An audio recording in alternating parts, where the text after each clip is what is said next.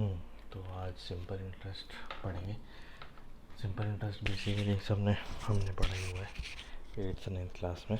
ठीक है, इंटरेस्ट मतलब बेसिकली ब्याज, सिंपल मतलब जो सिंपल तरीके से लगता है। ठीक है, तो वो फॉर्मूला पता है मुझे, सबने पढ़ा हुआ है कि जो लोन अमाउंट होती है या फिर जिस अमाउंट पर लोन लेता है उसको हम प्रिंसिपल बोलते हैं, है ना।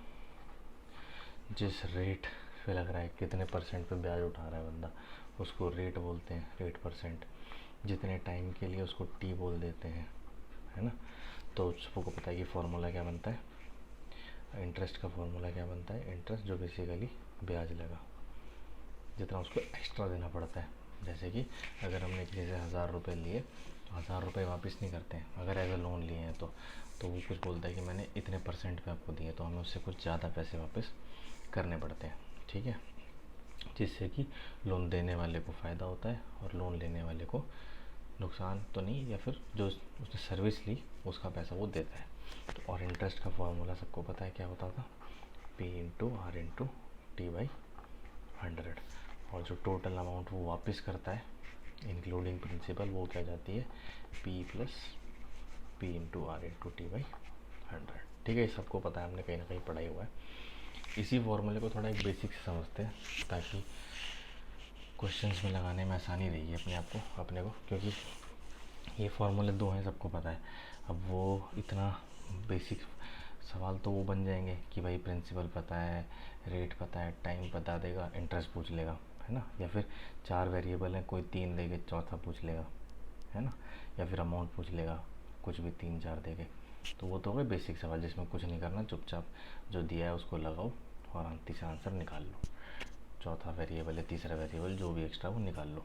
ठीक है, लेकिन जो बढ़िया सवाल बनेंगे, जो बढ़िया क्वेश्चन बनेंगे, वो इस पे नहीं बनेंगे, वो बनेंगे बेसिक कंसेप्ट को समझ के। ठीक है, जैसे कि हम मान लें कि अगर लोन लिया है 100 रुपये का, किसी बंदे ने 100 रुपये लिए किसी से, ठीक है, और वो बोलता है कि मैं इसको 10% के रेट पे दूंगा भाई। रेट कौन सा है, पर एनम। पर एनम मतलब कि अगर जो रेट लगेगा वो पूरे साल का लगेगा, कि अगर भाई तूने 100 रुपये ले लिए तो 1 साल बाद तो इसका 10% मिला के मुझे वापस देगा। ठीक है, तो अब ध्यान से देखो, और मान लेते हैं कि थोड़ा बड़े सवाल बनाने के लिए कि उसने 4 साल के लिए ले लिया। ठीक है, तो इंटरेस्ट बताओ, अमाउंट बताओ।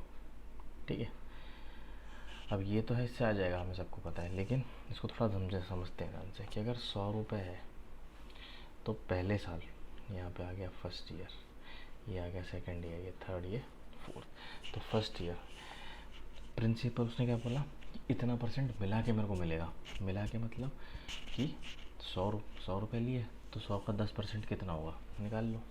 100 का 10% कैसे निकालेंगे, 100 इंटू 10/100, ऐसे तो निकलता है। तो ये क्या है, P है, और ये क्या है, R है।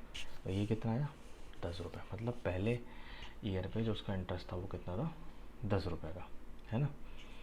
अब सिंपल इंटरेस्ट की क्या बात होती है, खासियत सबको पता है कि वो हर साल सेम लगता है। तो अगर उसने पहले साल वैसे नहीं दिए तो दूसरे साल उस पर फिर से प्रिंसिपल पे इंटरेस्ट लग जाएगा दोबारा से। 100 रुपये का 10% कितना हुआ, 10 रुपये। तो अगेन सेकेंड ईयर में 10, तीसरे ईयर में फिर 10, चौथे ईयर में फिर से 10 रुपये लगे उसके। ठीक है, तो इसके हिसाब से देखेंगे तो अमाउंट कितनी बनी, इंटरेस्ट कितना बना, इंटरेस्ट बना ये वाला जो है, इंटरेस्ट कितना है, 40 रुपये, है ना। और अमाउंट कितनी हो जाएगी, इंटरेस्ट प्लस प्रिंसिपल कितनी हो जाएगी, 140। अब इंटरेस्ट मैंने क्या बोला, ये बना है, तो ये इंटरेस्ट क्या था, ये P इंटू आर बाई 100 ही तो था, P इंटू आर बाई 100। और ये वाला इंटरेस्ट भी P इंटू आर बाई 100, ये वाला भी P इंटू आर बाई 100, और ये वाला भी P इंटू आर बाई 100। क्योंकि सिंपल इंटरेस्ट में जो भी रेट लगता है वो ओरिजिनल लोन की अमाउंट भी लगता है सिर्फ, है ना, जो बढ़ता नहीं है। कंपाउंड में अलग चीज़ होती है, वो इंटरेस्ट पे भी इंटरेस्ट लगता है। ठीक है, वो और आगे अच्छे से देखिए। तो हमें क्या ध्यान देना है कि पहले ईयर में जो इंटरेस्ट लगा वो प्रिंसिपल पे लगा, दूसरे ईयर में भी, तीसरे चौथे सब में इंटरेस्ट लग रहा है प्रिंसिपल पे। अब ये इंटरेस्ट जो लग रहा है, क्योंकि 4 साल लगाया तो कितनी बार लग रहा है, 1 2 3 4। अब या तो मैं कैसे करूँ, P into R by 100 plus P into R by 100 plus ऐसे करूँ, या फिर अगर एक ही चीज़ को मैं 4 बार प्लस करता हूँ तो एक ही बात तो है, अगर मैं उसको 4 से मल्टीप्लाई कर दूँ सीधा, अगर मैं 2 + 2 + 2 + 2 करूँ कितना आएगा 8, या फिर मुझे पता है कि 2 को 4 बार करना है तो 2 × 4 कर दो 8। सिमिलरली ये क्या हुआ है P × R × कितनी बार 4 बार, और वो 4 क्या था, वो टाइम ही तो था। तो ये जो इंटरेस्ट बनता है वो P × R × T/100 जो बनता है फॉर्मूला, वो ऐसे बनता है। ठीक है, अमाउंट में क्या करना है, ये प्रिंसिपल को प्लस अमाउंट आ जाएगी P + P × R × T/100। ठीक है, आया भाई। लेकिन ये समझने का एक थोड़ा सा रिवाइज होना ज़रूरी है, क्योंकि क्वेश्चंस में ऐसे ऐसे काम आएगी चीज़। ठीक है, तो सिंपल इंटरेस्ट की दो बातें बहुत सिंपल, कि इंटरेस्ट जो होता है वो हमेशा सिर्फ प्रिंसिपल पे लगता है और हर साल का इंटरेस्ट सेम रहता है। सिंपल इंटरेस्ट की ये दो बातें हमेशा ध्यान रखनी है।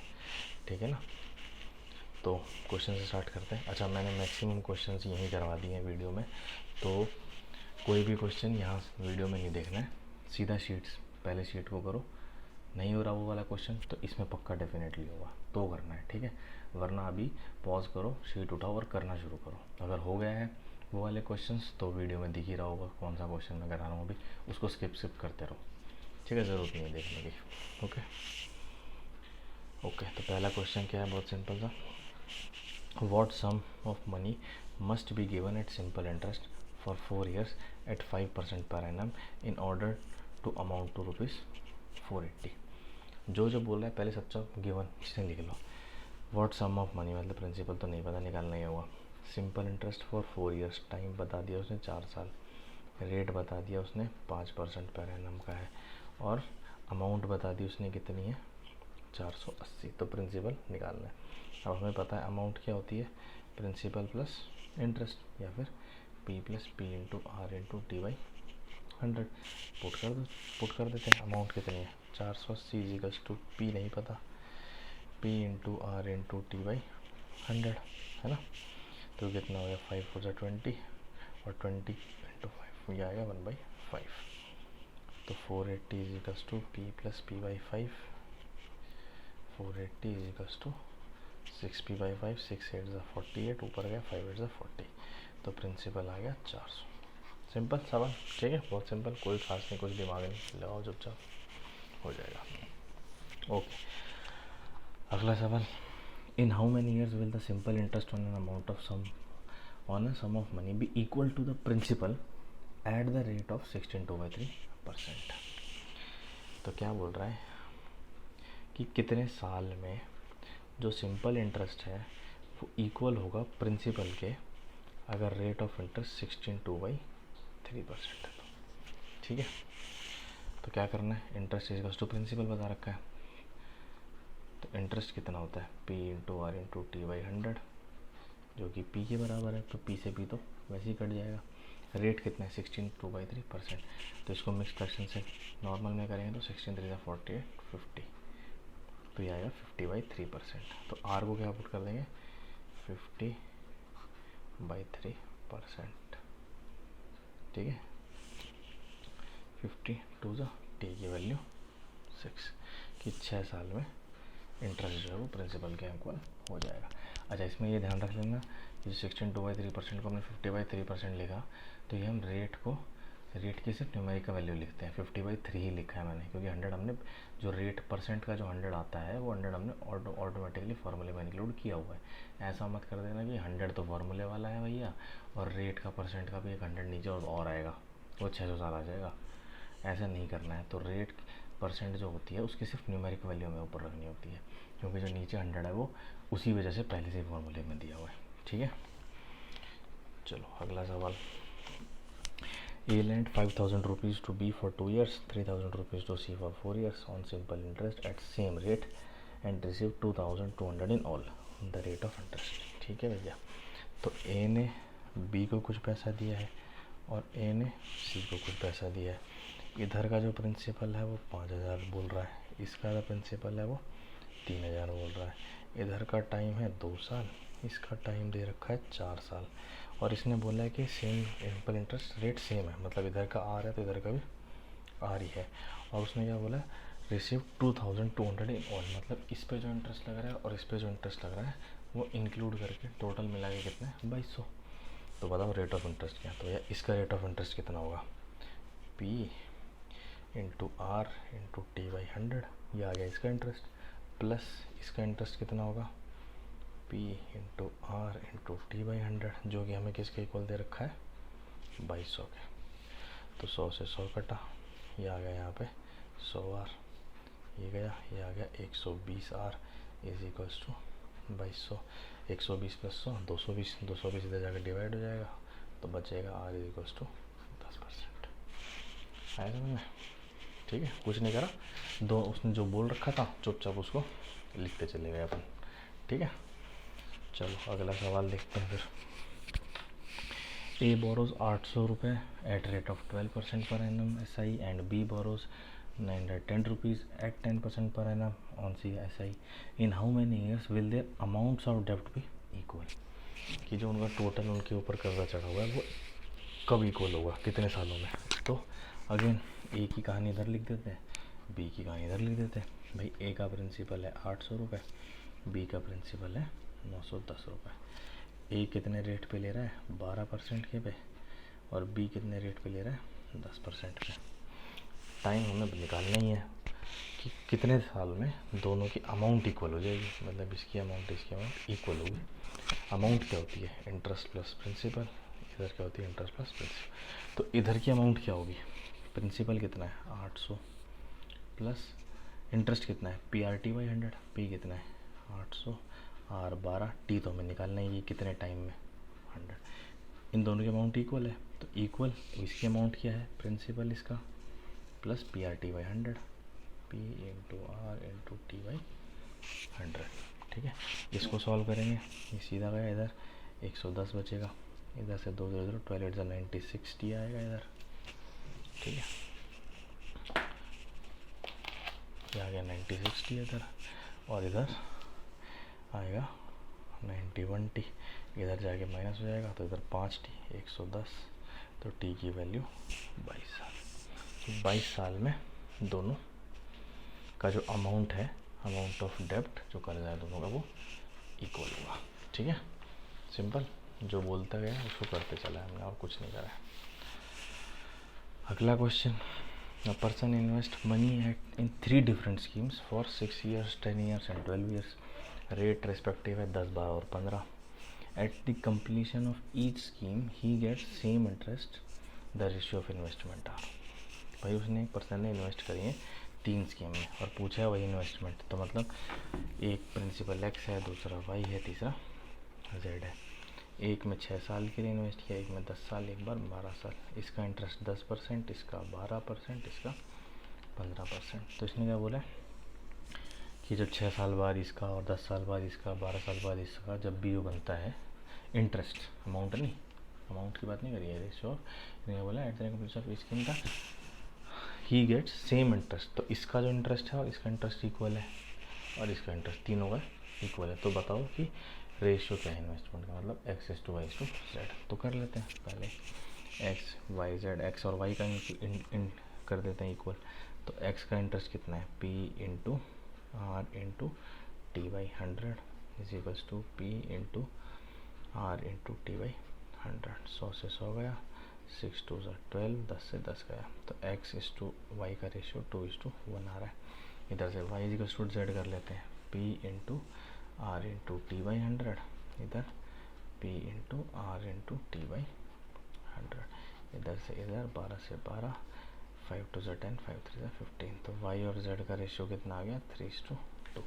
तो वही रेशियो से हमने पढ़ा हुआ है कि X is equals to X ratio Y पता है और Y रेशियो Z पता है। तो X ratio Y ratio Z कैसे निकालना होता था, X और Y है 2:1, Y और Z है 3:2। तो X Y Z कैसे लिखते थे, X क्या हो जाता था इन दोनों का इंटू 2 3 6, Y क्या हो जाता था इन दोनों का 3 1 3, और Z कितना होता था इनका। तो 6:3:2 है उनके प्रिंसिपल्स का रेशियो। अगर ऐसा केस होता है, अगर इसी से रेट पे दिया जाता है पैसा और इतने इतने साल के लिए दिया जाता है, तो जो रेशियो ऑफ इन्वेस्टमेंट है वो ऐसी थी। ठीक है, सवाल पढ़ने में बेकार ऐसा लग रहा है बहुत बच्चों सा। अच्छा जी, अगला सवाल क्या है कि a sum of 10,000 rupees is lent partially at 8% and remaining at 10%। मतलब 10,000 तो कुछ 8% पे दे दिया, बचा हुआ 10 पे दे दिया। If the yearly interest on the average is 9.2%, the two parts are.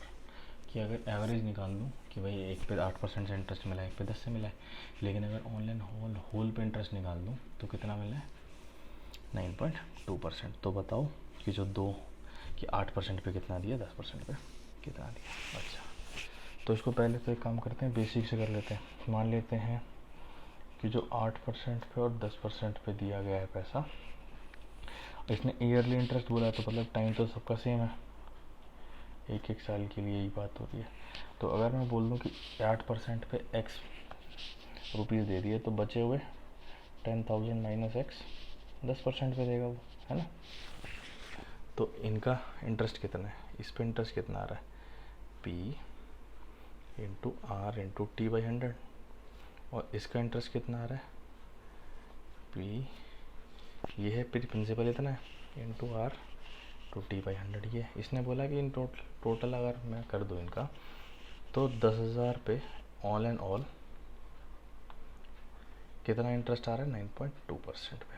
मतलब अगर मैं ऐसा नहीं करता कि एक पैसा 8% पे दे दिया, कुछ पैसा 10,000 में से और कुछ बचा हुआ 10% पे दे दिया मैंने, तो जो मेरे पास इंटरेस्ट आ रहा है वो उसी इंटरेस्ट के इक्वल होता अगर मैं 10,000 को उठा के सीधा 9.2% पे दे देता। तो समझ में आया।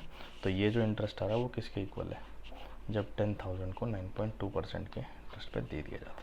समझ में आई बात। तो इसको सॉल्व कर लो, 100 से 100 सारे कट जाएंगे, ऊपर बचा, इधर बचा 8x, है ना, इधर बचा 8x, ऊपर बचा 1,00,000 माइनस 10x क्योंकि ब्रैकेट में था ना, और इधर बचा 92,000। तो ये कितना आ गया, -2x, इधर जाके +2x, इधर जाके 8,000। तो x की वैल्यू 4,000, और x कौन सा अमाउंट था जो 8% पे दिया गया था। तो अगर x इस पे 4,000 दिया जा रहा है तो 10% पे 10,000 माइनस x मतलब 10,000 माइनस 4,000 मतलब 6,000। मतलब जो रेशियो था या पार्ट जो है वो 4,000 रुपये और 6,000 रुपये में डिवाइड हुआ था। समझ में आई बात। अच्छा, इसी ऐसे ही क्वेश्चंस को करने के लिए एलिगेशन सिखाया गया था। जैसे एलिगेशन में क्या करूँगा मैं, अगर एलिगेशन कब लगता था, जब मैं कोई मिक्सचर वाली चीज़ होती थी ना, मिक्सचर मतलब कोई दो चीज़ें हैं, दो चीज़ों से मिला के एक चीज़ बन रही है, तो उसमें क्या बोलते थे कि इसकी वेटेज कितनी और इसकी वेटेज कितनी रखूं जब total on an average weightage ये आ जाए। आया थोड़ा थोड़ा समझ में कि मैंने एक पार्ट को 10% पे दिया है, एक को 8% पे दिया है, जब एवरेज 9.2 आ जाए तो बताओ वो किस रेशियो में मिलाई गई होंगी। तो इसको इससे माइनस 0.8, इसको इससे माइनस 1.2, काट दो, 4 2 Z 4 0। मतलब ये इस पे जो अमाउंट दी गई है वो 3 है, तो 8 वाली पे 2 है, मतलब इनका रेशियो 3:2 है में डिवाइड हुआ है। और टोटल कितना था, 5 की वैल्यू अगर 10,000 है तो 2 की वैल्यू कितनी होगी, 4,000, और 3 की वैल्यू 6,000। बिना उसके हो रहा था, अगर एलिगेशन क्लिक करा तो ठीक है, वरना ही एक्स वाला तरीका है ही बेसिक सिंपल सा। ठीक है, ओके। अच्छा सवाल था वो वाला, कई बार आ जाता है।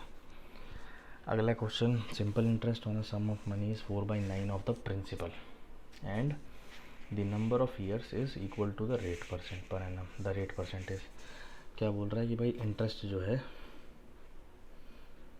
जो प्रिंसिपल मान लो पी है, तो क्या बोल रहा है interest on a sum of money is 4/9 of principal, की मतलब जो इंटरेस्ट है वो 4/9 पी है। और क्या बोल रहा है कि जो नंबर ऑफ ईयर्स हैं और जो रेट है वो इक्वल है। मतलब अगर रेट मान लो 10% है तो 10 ही साल के लिए इन्वेस्ट, रेट अगर 8% तो 8 ही साल के लिए। मतलब उनकी, मान लिया कि मैंने यूनिट इक्वल नहीं हो सकती है, लेकिन उनकी जो न्यूमेरिकल वैल्यू है वो सेम है। तो निकाल दो भैया, इंटरेस्ट है 4/9 ऑफ पी, और इंटरेस्ट कैसे लिखते हैं, PRT/100। तो P इंटू आर भी एक्स है और टी भी एक्स है अपॉन 100। P से P कटा, ये कितना आया इधर बन गया X square is equals to 400/9। तो x is equals to root of 400/9। तो 40 किसका रूट होता है? 20 का। मतलब 400 का रूट 20, 9 का रूट 30। तो x की वैल्यू कितनी आ गई? 20/3। Z that is 62/3%। या फिर रेट बोलेंगे तो 62/3% और टाइम बोलेंगे तो 62/3 ईयर्स। ठीक है, तो रेट परसेंट पूछा था इसलिए मैंने परसेंट लिख दिया है। ओके, कुछ नहीं था, सिंपल ये बताओ ये कि भाई इक्वल है तो पुट कर दो, स्क्वायर हो जाएगा। ओके, अगला क्वेश्चन। अच्छा, देखने में बहुत सिंपल है लेकिन बहुत कंसेप्ट को बढ़िया करवाएगा ये, देखना क्या बोल रहा है। What sum of money will amount to 520 rupees in 5 years and 568 years in 7 years at simple interest. अच्छा, अब ये बिना पेन उठाए भी होता है, लेकिन पहले हम बिल्कुल बेसिक से करते हैं। क्या है कि सम ऑफ मनी प्रिंसिपल ही बताना है। अमाउंट क्या बोल रखी है? 520 अमाउंट हो जाती है कब? जब टाइम 5 साल है। और अमाउंट 568 हो जाती है जब टाइम 7 साल है। ठीक है, तो प्रिंसिपल निकालना है अपने को। तो अब देखो, इसमें अगर बड़े तरीके से चलेंगे तो भी हो जाएगा, लेकिन चलो कराते हैं, कोई नहीं। अमाउंट कितना है? 520। कब बनता है? प्रिंसिपल प्लस इंटरेस्ट से। तो प्रिंसिपल प्लस इंटरेस्ट क्या है? P इंटू आर पता ही नहीं अपने को। टाइम है 5/100। और 568 क्या है? अमाउंट जब है तब P plus P into R into T/100। और ये तो पता ही है कि इंटरेस्ट सेम है। ठीक है, अब बताओ इस पर कैसे करेंगे। दो इक्वेशन, 2 वेरिएबल। और जब ऐसे से होते हैं तो बेटर होता है कि हम डिवाइड कर दें। जैसे अगर मैं फर्स्ट इक्वेशन को लिखूं P plus P into R into 5/100 is equals to 520 है, और इसको डिवाइड कर दूं इस वाली से, मतलब P plus P into R into 7/100 कितना है? 568। तो अगर मैं ऊपर वाले में से P कॉमन ले लूँ तो क्या बचेगा? 1 प्लस 5r/100 और नीचे वाले से 1 प्लस 7r/100। तो P से P कट गया, एक वेरिएबल ख़त्म। अब इसको सॉल्व कर लेंगे। तो इधर इक्वेशन क्या बचेगी? 520/568 इज इक्वल्स टू, इसको ऊपर 100 plus 5r, 100 plus 5r divide by 100, ऊपर न्यूमरेटर में, नीचे 100 plus 7r divide by 100। Divide total के बाय, तो 100 से 100 कट जाएगा। अब पहले इसको काट लेते हैं। ठीक है, तो 4 से काट के देखते हैं। 4 1 4, 4 3 12 0, 4 1 4, 4 4 16, 4 2 8। ठीक है, इधर 2 6 12, 2 5 10, 2 6 12, 2 7 14, 2 1 12, तो 65/71। तो 65/71 is equals to 100 plus 5r divide by 100 plus 7r। इसको ट्रांसपोज कर दो तो ये कितना बनेगा? 6500 प्लस 7 5 35, 42 45/r, और ये 7100 प्लस 35r। तो ये सिंपल, इधर 100r बचा और इधर 600। तो कितना आ गया? रेट कितना आ गया अपना? 6%। मतलब r की वैल्यू बेसिकली 6% है। अब r की वैल्यू इधर दी हुई है, इसमें पुट कर दो तो प्रिंसिपल आ जाएगा किसी भी एक में। तो प्रिंसिपल अगर पुट कर दूँ तो देखना यहाँ पे पहले वाले में, इसमें अगर मैं इसमें पुट कर दूँ तो क्या बनेगा? 520 is equals to P plus P into R कितना था? 6 6 5 तो r, तो 6 इंटू 5/100 तो 30 हो जाएगा। तो 3/10 13/10 P इज इक्वल्स टू 52। 13 4 होता है, तो प्रिंसिपल आ गया अपना 400। समझ में आया कि कितना अमाउंट इन्वेस्ट हुआ था? 400 रुपये इन्वेस्ट हुआ था। अच्छा, ये तो हो गया बिल्कुल बेसिक मैथ, जिसमें बिल्कुल भैया अपने को फॉर्मूला ही पता है और यही कर रहे हैं। ठीक है, इसी का एक अच्छा वर्जन है समझने वाला, जिसमें सिर्फ समझना है, उसको देखना ज़रा। इसमें क्या बोला है कि भैया जब 520 रुपये की अमाउंट बनती है, जब 5 साल इन्वेस्ट करता है वो, मतलब है ना, इन्वेस्ट नहीं सॉरी लोन पे देता है। और 568 अमाउंट बनती है जब वो 7 साल के लिए देता है। अब हमें एक बात अच्छे से पता है कि जो इंटरेस्ट है वो तो चेंज नहीं होता पर ईयर, मतलब जो पर ईयर इंटरेस्ट 5 साल लगा होगा वही अगले 2 साल भी लगा होगा इंटरेस्ट, और जो अमाउंट में डिफरेंस आता है वो सिर्फ इंटरेस्ट की वजह से आता है, क्योंकि प्रिंसिपल तो बदलता है ही नहीं सिंपल में, इंटरेस्ट में। इसका मतलब जो ये 568 और 520 में जो अंतर आया है 2 साल में अमाउंट में, वो 2 साल में कब आया है? जब 2 साल में हर दोनों साल का इंटरेस्ट लगा है उस पर।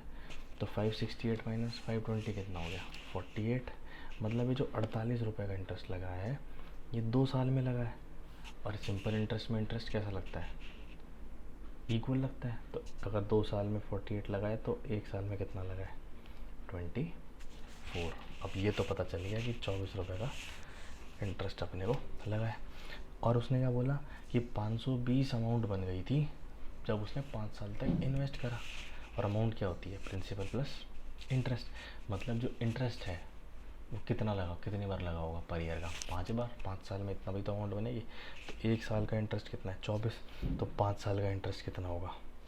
5 और 20, 120 रुपये। तो मतलब, और हमें क्या पता है? Amount is equals to interest plus principal. मुझे अमाउंट पता है 520 है, जो टोटल इंटरेस्ट लगा है वो 120 है, तो प्रिंसिपल नहीं निकाल दूंगा, सीधा 400। आया समझ में कि मैंने क्यों यहाँ पे स्टार्टिंग में क्यों मैंने ऐसे समझाया था? ऐसे आना चाहिए, समझ में आया? ये क्लिक, ये वाली चीज़ है जो क्लिक होनी चाहिए। कंपाउंड इंटरेस्ट में ये नहीं हो सकता, क्योंकि कंपाउंड इंटरेस्ट में हमें पता है कि जो इंटरेस्ट है वो चेंज होता है पर ईयर। ठीक है, तो ये इसी सिर्फ इस वजह से अच्छा सवाल बन गया। ठीक है, अच्छा अगला सवाल देखते हैं। Certain sum of money amounts to 756 rupees in 2 years, 873 in 3.5 years. Exact पिछले वाला सवाल, एक सर्टेन रेट पे। तो बताओ कि इंटरेस्ट कितना था। अगेन मैं इसको उससे नहीं करूँगा, अब सीधा सीधा करूँगा कि भैया 2 साल में जो अमाउंट बनी वो 756 बनी, 3.5 ईयर्स में वो 873 बनी। मतलब 1.5 साल में जो अमाउंट का डिफरेंस आया वो इंटरेस्ट की वजह से आया। और वो कितना आया? 873 माइनस 756, 7, में से 5 गए 1। मतलब 1.5 साल में 117 बनी। तो 1 साल में कितनी बनेगी? 117 अपॉन 1.5, 1.5 ऐसे लिख देंगे। 5 से 15, 5 2 ज़ा 10, 3 3 ज़ा 9, 27, 2 9 ज़ा 18, 26, मतलब 78 रुपीज़ का इंटरेस्ट लगता है हर साल, है ना। और इसने क्या बोला है कि 2 साल में अमाउंट इतना हो गया था, मतलब इस अमाउंट में 2 साल का इंटरेस्ट जुड़ा हुआ है। तो 1 साल का 78 है, तो 2 साल का कितना हो जाएगा? 2 8 ज़ा 16, 2 156 रुपीज़।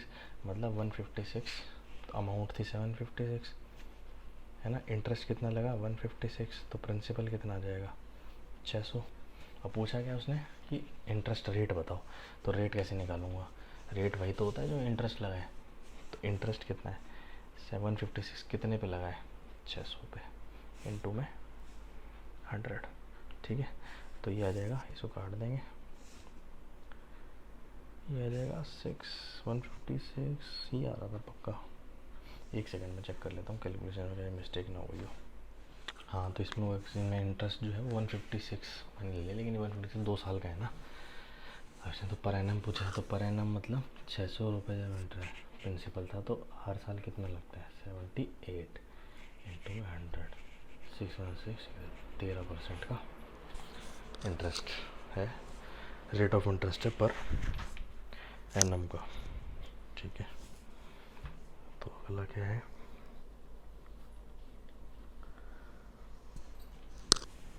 अगला सवाल देखते हैं। Certain sum of money becomes 3 times of itself in 20 years at simple interest. In how many years does it become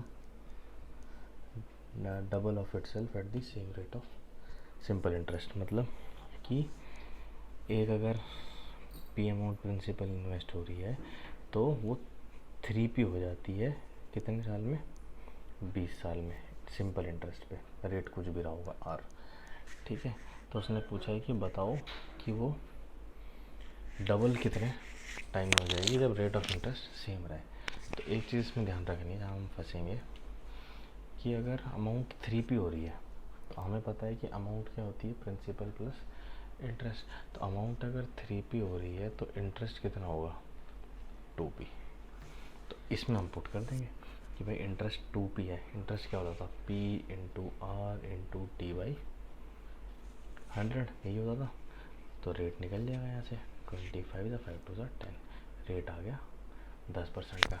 अब उसने क्या बोला है कि कितने साल में वो डबल हो जाएगा अमाउंट। तो अमाउंट अगर डबल होना है मतलब इस बार अमाउंट वो कह रहा है इस बार अमाउंट डबल हो जाए 2p हो जाए, तो इंटरेस्ट कितना हो रहा होगा p। तो इंटरेस्ट p इज टू किस क्या होता है p into R into T by 100। R अपने को पता है 10 है, p से p कट गया 10 10, t टाइम कितना आया 10 ईयर। इस वाले को इसमें गलती क्या होती है मैक्सिमम की, जैसे उसने बोला होता है ना कि थ्राइस हो गया, तो हम क्या करते हैं यहाँ पे बिना इसको देखे सीधा 3 पुट कर देते हैं 3p। नहीं 3p इंटरेस्ट थोड़ी है। अगर 3p इंटरेस्ट होता तो अमाउंट 4 टाइम्स होती, क्योंकि एक बढ़ता है ना हमेशा अमाउंट में, प्रिंसिपल हमेशा ऐड होता है। तो ये गलती होती है हमेशा मैक्सिमम टाइम सवाल में। ठीक है, ओके चलो अगला सवाल देखते हैं। अच्छा ये वाला सवाल मतलब बहुत टुच्चा सवाल है, जब मैं सॉल्यूशन बताऊंगा तो पता चलेगा कुछ भी नहीं था इसमें, लेकिन करके देखना ट्राई, है कुछ नहीं। क्या बोला है कि person borrow some money for 5 years and ratio of loan amount to total interest amount is 5:2। मतलब लोन अमाउंट प्रिंसिपल हो गया और इंटरेस्ट अमाउंट आई, तो प्रिंसिपल 5 है, इंटरेस्ट 2 है। कब, जब 5 साल के लिए उसने इन्वेस्ट करा है। रेट नहीं बताया, तो क्या बताना है ratio of loan amount to interest का रेट कितना है। अच्छा जी, तो इंटरेस्ट अगर प्रिंसिपल 5 है तो उसने बोल दिया इंटरेस्ट 2 है मतलब अमाउंट 7 है। तो इंटरेस्ट जो है ये इंटरेस्ट कब है, 1 साल का है, नहीं ये कितने साल का है 5 साल का। तो 1 साल का इंटरेस्ट कितना होगा 2/5, 1 साल का इंटरेस्ट तो यही होगा। और प्रिंसिपल कितना है 5, इसी का तो रेशियो पूछा है, ratio of loan amount to interest rate. तो 5/2/5, तो 2/5 5 ऊपर चला जाएगा, कितना रेशियो आ गया 25:2। आया सवाल समझ में। बस इसमें ये चीज़ ध्यान रखनी थी कि अगर इंटरेस्ट 2 है तो हर साल का इंटरेस्ट कितना है 2/5, और 1 साल का जो इंटरेस्ट होता है वही तो रेट % होता है। आया समझ में, ऐसे निकला सवाल। ठीक है, टुच्चा सा था, कुछ नहीं था इसमें, लेकिन वैसे घुमा देगा, रेशियो वेशियो दे दिया तो ऐसा लगता है पता नहीं क्या ही कर दिया। अच्छा ये थोड़ा अच्छा सवाल है। Effective annual rate of interest बताओ corresponding to a nominal rate of 6% per annum payable at half yearly. अब तक क्या करते थे, जो सिंपल इंटरेस्ट लगता था वो ईयरली लगता था हर साल का, कि अगर 100 रुपये पे 10% रेट ऑफ इंटरेस्ट लग रहा है पर एनम लिखते थे ना हम लोग, कि अगर 1 साल बाद देगा तो उसको 110 रुपये देने पड़ेंगे, तो इंटरेस्ट बनेगा 10।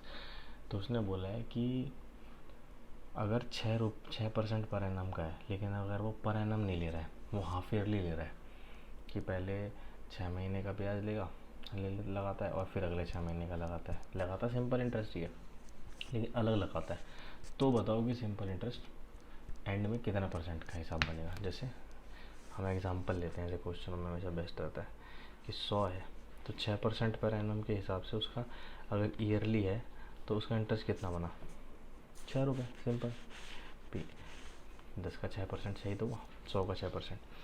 लेकिन उसने बोला अब हाफ ईयरली है, तो हाफ ईयरली का मतलब क्या कह रहा है वो, कि 6% rate of interest per annum था, तो अगर हाफ कर दूंगा तो कितना हो जाएगा 3%।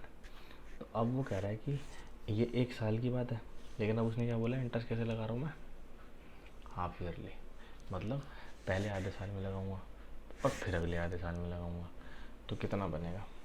तो पहले आधे साल में इंटरेस्ट कितना बना 103। अब जो वो दूसरे साल में, अब वो जो अगले में लगाएगा वो 100 पे नहीं लगा रहा, वो 103 पे लगा रहा है। तो अब वो 103 पे को प्रिंसिपल ट्रीट करके अगेन 3% लगा रहा है, तो कितना लगा रहा है 3.09। तो पहले में कितना आया था, ये मैंने मतलब ऐसे अमाउंट लिख दी, तो पहले में इंटरेस्ट आया 3% पहले हाफ ईयर में, और दूसरे हाफ ईयर में कितना है 3.09%।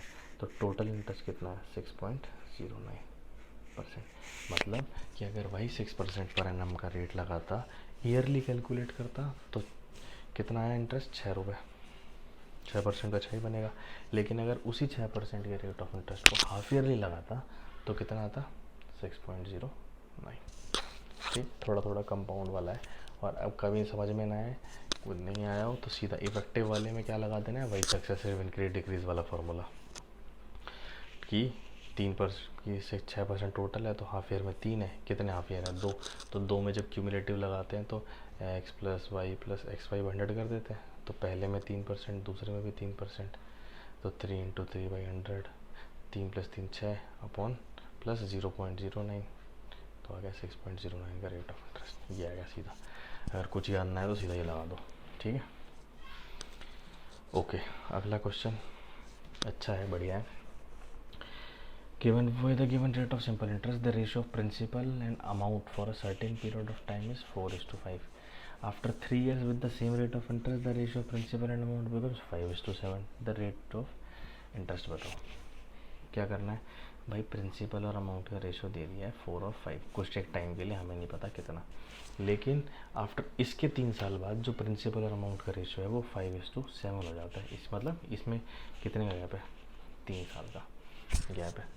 अब हमें पता है सबसे रेट ऑफ इंटरेस्ट बताना है। हमें एक चीज़ तो हमेशा पता है कि भैया सिंपल इंटरेस्ट में प्रिंसिपल चेंज नहीं होता, तो जो प्रिंसिपल यहाँ है वो वहीं यहाँ पे होगा। तो क्या करेंगे, इक्वल कि इसको 5 से मल्टीप्लाई कर दो तो इसको भी 5 से करना पड़ेगा, ये दोनों रेशो में, और इसको 4 से कर दो तो इसको भी 4 से। और ये क्यों कर रहे हैं, ताकि ये दोनों इक्वल हो जाए। तो अब जो रेशियो बन गया वो कितना बन गया, 20:25 और 20:28। प्रिंसिपल तो सेम ही रहेगा ना, प्रिंसिपल सेम बन रहा था ना हमें, तो वो सिंपल होता है। इसका जो भी है इसको इससे मल्टीप्लाई कर दो, इसके वाले को इसको कर दो, और वो इंडिविजुअल नहीं कर सकते, पूरे रेशियो को ही करना पड़ेगा। इसलिए अब क्या आ गया, ध्यान से देखो, प्रिंसिपल सेम है, अमाउंट में डिफरेंस आ रहा है। और सिंपल इंटरेस्ट में अमाउंट में डिफरेंस सिर्फ किस वजह से आता है, क्योंकि अमाउंट क्या होती है, प्रिंसिपल प्लस इंटरेस्ट। प्रिंसिपल तो चेंज होता नहीं है, तो अमाउंट चेंज किस वजह से होती है, सिर्फ और सिर्फ इंटरेस्ट। और जो इंटरेस्ट हर साल इक्वल लगता है। अब कुछ टाइम तक, जितने भी टाइम रहा हमें नहीं पता कितना, तब तक 25 था, लेकिन इसके 3 साल बाद 28 हो गया। मतलब इस 3 साल में कितने का इंक्रीज़ आया अमाउंट में, 3 का। तो 3 का इंक्रीज़ आया है ना, और वो कितने साल में है, 3 साल में, मतलब पर साल कितने का इंक्रीज़ होगा, 1 का, क्योंकि सिंपल इंटरेस्ट है। तो जब प्रिंसिपल अपने को पता है 20 है, पर जो इंटरेस्ट है पर ईयर वो 1 है, तो रेट ऑफ इंटरेस्ट नहीं आ जाएगा। आया समझ में भैया, प्रिंसिपल पता है 20 है ना, इंटरेस्ट अपने को पता है 1 है। कब, जब 1 साल के लिए लगा है, पर एनम है, 1 साल का ही तो निकाला, क्योंकि 3 साल का तो 3 यूनिट था, तो 1 साल का तो 1 ही है, तो रेट नहीं निकल जाएगा। तो रेट कितना आया, 5%। आया समझ में, सिंपल तरीका। अभी रेशियो देख के कंफ्यूज नहीं होना। अब रेशियो अगर ढंग से पढ़ा हुआ है तो ये कुछ नहीं लगेगा, ये लुल सवाल लगेगा एकदम, कोई दिक्कत नहीं लगेगी इसमें। ठीक है, लेकिन अगर नहीं पढ़ा हुआ है तो लगेगा कि भाई पता नहीं क्या ही पूछ लिया। ठीक है, नहीं आया समझ में, दोबारा देखना एक बार आ जाएगा, कोई बड़ा नहीं है। अच्छा, अगला क्वेश्चन ऐसे ही क्वेश्चन है, simple. Sum of money amounts to इतना एंड इतना at the end of 4 and 5 years respectively, किसी एक certain rate of simple interest पे। तो रेट ऑफ इंटरेस्ट बताओ, सिंपल है। एक अमाउंट है 12,900, कब, 4th ईयर के एंड में। दूसरी अमाउंट है 14,250, कब, 5th ईयर के एंड में। तो जो अमाउंट का डिफरेंस है वो किस वजह से आएगा, इंटरेस्ट की वजह से। तो डिफरेंस निकाल लो, 14,250 12,900 कितना आया, 0,593 1,350 रुपये का इंटरेस्ट है। कब, कितने साल में, एक ही साल में, क्योंकि 4th और 5th ईयर में एक ही तो साल का गैप है, मतलब इतने का आ रहा है। अब उसने क्या पूछा है, रेट ऑफ इंटरेस्ट बताओ। तो रेट ऑफ इंटरेस्ट हम कैसे निकालेंगे, प्रिंसिपल से। प्रिंसिपल पता होना चाहिए। प्रिंसिपल कैसे निकालेंगे, अमाउंट पता है, उसमें से इंटरेस्ट माइनस कर दो तो क्या आ जाएगा, प्रिंसिपल। इंटरेस्ट कितने साल का माइनस करना पड़ेगा, क्योंकि हमें 4 साल पता है, 1 साल का इतना है, तो 4 साल का इंटरेस्ट कितना होगा, 1350 इंटू 4 निकाल दो, 4 5 20, मतलब 5,400। ये है इंटरेस्ट 4 साल का। अमाउंट पता है, प्रिंसिपल निकाल लो। प्रिंसिपल कैसे आएगी, 12900 माइनस 5400, कितना आ गया, 9 4 5 और 5 और 7। ठीक है, ये आ गया अपने पास प्रिंसिपल। तो प्रिंसिपल पता है, इंटरेस्ट पता है, रेट आ जाएगा। कितना आएगा, डिवाइड ही करने से आता है सीधा सीधा, 1350 अपॉन 1 साल है ना, 7500 इंटू 100। अच्छा उससे भी करना भाई सिंपल वाला, पी कितना है वो उससे भी यही बनेगा, देख लेना। पी कितना है 7500, रेट ऑफ इंटरेस्ट निकालना है, time 1 year upon 100 is equals to 1350, वही बनेगा। मैं इसीलिए मैंने डायरेक्ट कैलकुलेट कर दिया, कुछ बड़ी बात नहीं है।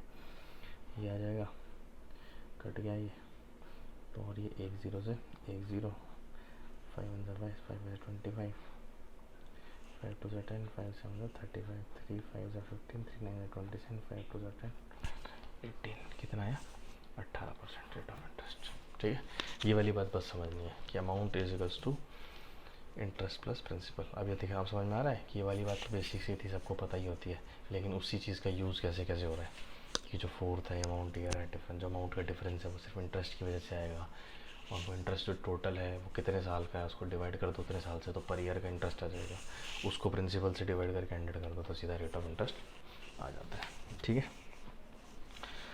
ओके। एक लास्ट सवाल है, इसमें कुछ लगाना नहीं है, मतलब अच्छा बन जाएगा, लेकिन इसमें सीधा सीधा सवाल आता है, इसमें हमें सीधा फार्मूला लगाना है। फार्मूला क्या होता है कि जो इंस्टॉलमेंट होती है अपनी वो होती है 100 into amount divide by 100t plus R into T plus T minus 1/2। लगभग सारा याद हो जाएगा थोड़ी देर में, कुछ नहीं है, पुट करके सवाल से दिखा देता हूँ। What equal instalment of amount payment will discharge a डेब्ट which is amounted to 848 rupees at the end of 4 years at 4% per annum. मतलब कितनी इक्वल अमाउंट मैं इक्वल इंस्टॉलमेंट में देता रहूँ जो मेरे डेब्ट को डिस्चार्ज कर दे, जब जिसकी ड्यू अमाउंट 848 रुपीज़ है, कब 4 years के एंड में जब रेट 4% का लगा है। तो इंस्टॉलमेंट निकालनी है, अमाउंट ड्यू 848 ऊपर आ गया, 100 इंटू टाइम कितना था 4 साल, रेट 4 टाइम 4 टाइम -1 3/2, इसको निकाल दो, 2 2 ज़ा 4, 2 3 6, 6 4 ज़ा 24, और 24 प्लस 400 424। ठीक है, बेसिक बोर्ड मास, और ये साफ साफ दिख रहा है ये इंटू 2 यही है। तो इंस्टॉलमेंट कितनी आ गई 200 रुपये। कि अगर मैं 200 रुपये की इंस्टॉलमेंट इक्वली हर साल पे करूँगा, तो इक्वली पे करूँगा तो मेरा अमाउंट डिस्चार्ज हो जाएगा, जो कि टोटल ड्यू है 848 रुपीज़ का 4 साल के लिए, जब 4% रेट लगता है तो। ठीक है, इसको सीधा सा फार्मूला है, इसको लिख लेना, याद कर लेना, निकाल देना होता है। ठीक है, इसमें कुछ खास वो नहीं है, कंसेप्ट समझाने के फ़ायदा नहीं है क्योंकि बहुत कम सवाल आते हैं इस पर, लेकिन फार्मूला पता होना चाहिए। कुछ भी दे देगा, इक्वल इंस्टॉलमेंट बता देगा, रेट टाइम बता देगा, बोलेगा बताओ कितनी अमाउंट ड्यू है, वही जो भी इक्वेशन है उसमें जितने वेरिएबल हैं उनमें से एक कम दे के पूछ लेगा। जैसे इसमें 4 वेरिएबल है, 3 दे के कोई भी चौथा पूछ लेगा। तो इंस्टॉलमेंट शब्द जब भी दिख जाए और जहाँ पे ये ना लिखा हो कि कंपाउंड इंटरेस्ट है, तो चुपचाप सिंपल इंस्टॉलमेंट में ले रहा है कोई बंदा कुछ, सीधा ही लगा देना है, कुछ नहीं। ठीक है, तो सिंपल इंटरेस्ट कंप्लीट, होप्स तो सारे समझ में आ गए होंगे, एक ही वीडियो में ख़त्म। ओके, तो ऑल द बेस्ट, अगले में कंपाउंड इंटरेस्ट करेंगे। ठीक है, बाय।